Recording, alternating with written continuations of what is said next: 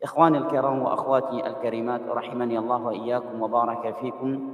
أهلا وسهلا ومرحبا بكم.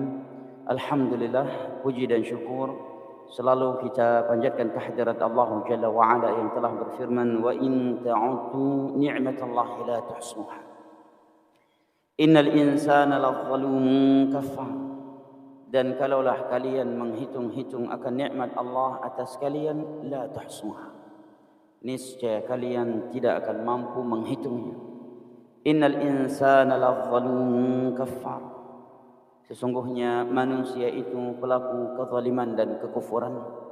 Alhamdulillah, kita dapat bertemu dan berkumpul kembali di rumah Allah Jalla wa'ala yang mulia ini dalam rangka at-tawasi bil haqq wa tawasi bis sabr di antara kita, dan dalam rangka at-tafaqquh fid din. Setelah sekian lama kita tidak bertemu dan berkumpul di kajian ini karena Ramadan dan liburan setelah Ramadan, alhamdulillah pada pagi hari yang cerah ini kita dapat bertemu dan berkumpul kembali dalam keadaan sehat, aman dan terpenuhi kebutuhan kita. Sedangkan Nabi SAW bersabda, man asbaha aminan fi sirbihi mu'afan fi jasadihi wa indahu quti yaumihi faka'annama hizat lahu dunya bihadafiriha. Barang siapa yang memasuki waktu pagi dalam keadaan dia merasa aman terhadap dirinya, tidak khawatir, tidak was-was akan ditangkap, dibunuh, diculik, dirampok dan sebagainya. Mu'afan fi jasadih, sehat tubuhnya, tidak dalam keadaan tertimpa atau terkena penyakit-penyakit kronis atau yang mematikan. Wa indahu quti yaumihi, dan dia hanya memiliki kebutuhan pokok yang mencukupi harinya itu saja. Ka'annama hizat lahu dunya bihadzafiriha, maka seolah ia telah diberikan dunia beserta isinya. Kita memohon dan meminta kepada Allah Jalla wa'ala yang telah mempertemu dan mengumpulkan kita di rumahnya yang mulia ini untuk kegiatan yang utama ini, agar menjadikan kita dari hamba-hamba yang ia firmankan di dalam sebuah hadis qudsi yang diriwayatkan oleh Al-Imam Tirmidzi dari Muadz bin Jabal radhiyallahu anhu, di mana Allah Jalla wa Ala berfirman, wajabat mahabbati lil mutahabbina fiyya wal mutajalisina fiyya wal mutazawidina fiyya wal mutabadzilina fiyya. Sungguh telah wajib cintaku untuk mereka, orang-orang yang saling cinta mencintai sesama mereka karena aku. Mereka berkumpul duduk-duduk sesama mereka karena aku. Mereka saling kunjung mengunjungi sesama mereka karena aku. Mereka saling berbagi dan saling berbagi sesama mereka karena aku. Mudah-mudahan kita juga termasuk dari sebagian golongan yang Nabi SAW sabdakan di dalam sebuah hadis yang diriwayatkan oleh Imam Al-Bukhari dan Muslim dari Abu Hurairah radhiyallahu anhu, sab'atun yudhilluhumullahu yawma la dhilla illa dhilluh. Ada 7 golongan yang akan dinaungi oleh Allah Jalla wa Ala pada hari kiamat, pada hari yang tiada naungan kecuali naungannya. Di antara mereka adalah rajulani tahabba fillah ijtama'a alaihi waftaraqa alaihi, adalah mereka yang saling cinta mencintai karena Allah. Mereka berkumpul karenanya dan mereka berpisah karenanya. Mudah-mudahan kita juga termasuk dari orang-orang yang Allah Jalla wa Ala kecualikan di dalam firman yang tertera di dalam surat Az-Zukhruf, al-akhillau yawma idzin ba'dhum li ba'dhin aduwwun illal muttaqin.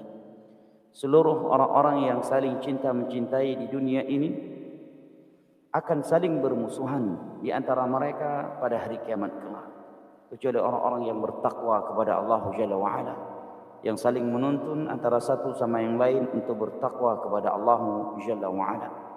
Ikhwanal kiram wa akhwati al-karimat rahimani Allah wa iyyakum wa baraka fikum. Insyaallah taala kita lanjutkan kembali kajian kita mengkaji kitab Sahihul Bukhari, Kitabur Riqaq. Hadis-hadis Nabi sallallahu alaihi wasallam yang akan melembutkan hati seorang hamba apabila ia mendengar dan mencermatinya. Baik, pada pertemuan yang lalu kita membaca bab yang ke-16 dalam pembahasan Kitabur Riqaq ini. Itu bab yang menerangkan kepada kita siapakah yang lebih afdal, Apakah orang miskin yang bersabar ataukah orang kaya yang bersyukur? Telah kita uraikan pendapat para ulama terkait hal ini. Dan telah kita sebutkan juga beberapa poin yang berkaitan dengan hal ini, dan bahwasanya sejatinya yang mulia dan utama itu bukanlah kemiskinan, sebagaimana bukanlah kekayaan sebagai kehinaan atau sebaliknya. Tetapi yang menjadi mulia atau dimuliakan oleh Allah Jalla wa'ala adalah orang yang miskin karena kesabarannya di atas kemiskinannya, bukan karena kemiskinan. Sebagaimana orang kaya menjadi mulia bukan karena kekayaannya, tetapi karena syukurnya atas nikmat kekayaan yang Allah Jalla wa'ala berikan kepadanya. Karena Islam bukanlah agama yang menuntut penganutnya untuk miskin, sebagaimana Islam bukanlah agama yang melarang penganutnya untuk kaya. Tapi Islam adalah agama yang menuntut penganutnya apabila diuji dengan kemiskinan agar mereka bersabar, dan apabila mereka diuji dengan kebaikan, dengan kekayaan, agar mereka bersyukur, karena semua itu adalah ujian dari Allah Jalla wa'ala kepada hamba-Nya. Diriwayatkan oleh Imam Muslim dari sahabat yang mulia Abu Yahya Suhaib bin Sinan radhiyallahu anhu, Rasulullah sallallahu alaihi wasallam bersabda, "Ajaban li amril mu'min, inna amrahu kullahu lahu khair wa laysa dhalika li ahadin illa lil mu'min. In asabathu sarra'u syakar fakana khairan lahu, wa in asabathu dharra'u sadar fakana khairan lahu, wa laysa dhalika li ahadin illa lil mu'min." Sungguh mengagumkan keadaan seorang mukmin itu apabila dia diuji dengan kekayaan, kemudahan, kelapangan, maka ia bersyukur. Itu adalah kebaikan untuknya, karena syukur adalah kunci segala kebaikan. Dan apabila ia diuji dengan dharra, kemiskinan, kesempitan, maka ia bersabar, karena sabar adalah kunci segala kebaikan. Dan keadaan yang seperti itu tidak dimiliki kecuali oleh seorang mukmin. Di dalam hadis ini Nabi SAW menamakan kedua-duanya sebagai ujian. Perhatikan bahasa Nabi, apabila dia diuji dengan kelapangan, kemudahan dan kekayaan, kemudian dia bersyukur, maka itu adalah kebaikan untuknya. Dan apabila dia diuji dengan kesempitan, dengan kemiskinan, dengan penderitaan, kemudian dia bersabar, maka itu adalah kebaikan untuknya. Kedua-duanya Nabi namakan ujian. Kekayaan, kemudahan dan kelapangan adalah ujian yang mengharuskan kita bersyukur kepada Allah dengan ucapan, dengan perbuatan dan hati kita. Demikian pula dengan kemiskinan, kesempitan dan penderitaan di dunia ini juga sebagai ujian yang menuntut kita untuk bersabar. Nah, dengan 3 macam sabar yang telah kita uraikan pada beberapa pertemuan yang sebelumnya.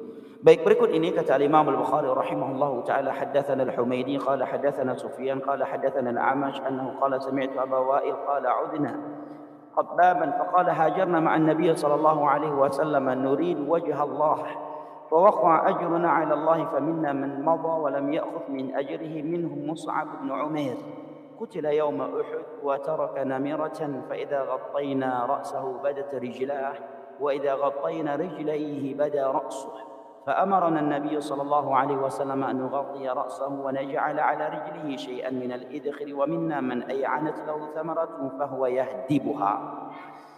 Al-Imam Al-Bukhari rahimahullah ta'ala mengatakan, telah menyampaikan kepada kami Al-Humaydi.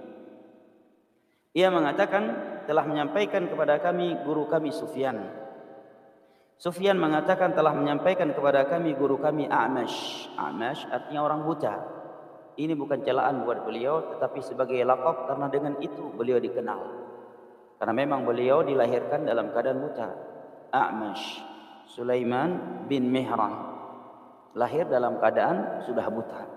Dan beliau salah satu dari segelintir ulama dahulu yang diberikan kekuatan hafalan yang luar biasa. Kalau kita membaca biografi ulama hadis, semua mereka diberikan hafalan yang luar biasa. Nah, Imam A'mash ini super luar biasa. Sampai-sampai beliau diberikan laqab mushaf oleh ulama di masa itu. Pada orang awam yang melaqabi beliau.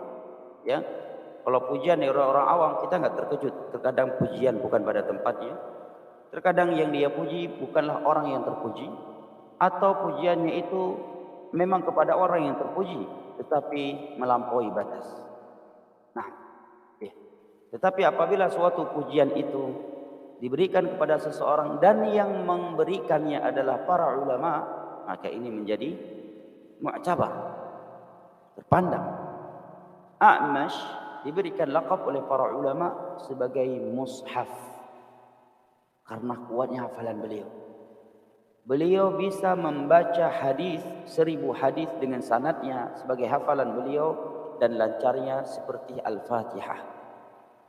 Ini Imam A'mash. Dan tidak semua ulama memiliki mental untuk duduk bersimpuh di hadapan beliau saat itu. Beliau seorang yang dikenal unik, keras, ya.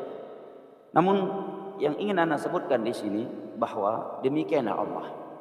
Terkadang ketika Allah Jalla wa'ala mengambil sebagian nikmat dari sebagian hambanya, Allah gantikan dengan nikmat lain yang terkadang nikmat itu jauh lebih berharga untuk dunia dan akhiratnya dibandingkan nikmat yang tidak Allah berikan untuknya. Contohnya mata, ini kan nikmat yang luar biasa. Mata, dicabut nikmat mata ini luar biasa ya. Nikmat mata itu luar biasa. Hidup tidak bisa melihat, itu ujian yang sangat besar. Makanya ada sebutan keutamaan khusus untuk orang yang bersabar karena buta. Dan karena hadis itu Syekh bin Baz tidak mau berobat ketika ditawarkan oleh raja untuk berobat ke luar negeri. Ya. Di dalam hadis qudsi idza qabadtu bihabibati idza ibtalaituhu bihabibatayhi thumma sabara awwadtuhumal jannah.